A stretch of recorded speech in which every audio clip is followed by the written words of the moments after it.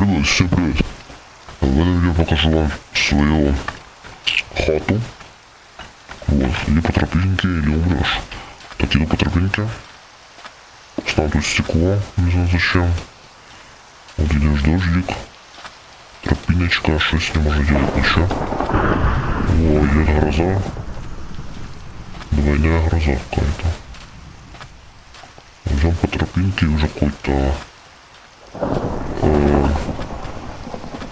как его там? Гроза какая-то. Чё я? Я где-то. Вот наша раздевалка.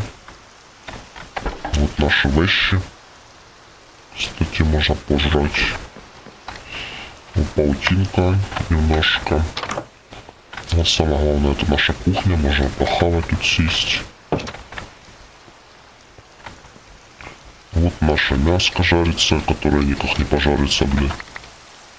Не нажарится, сука, никак. Можно смотреть в окно.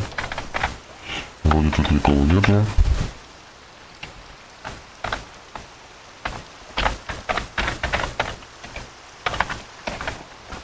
Все, ребят, всем пока. Спасибо за просмотр. Подпишитесь на канал, поставьте лайк.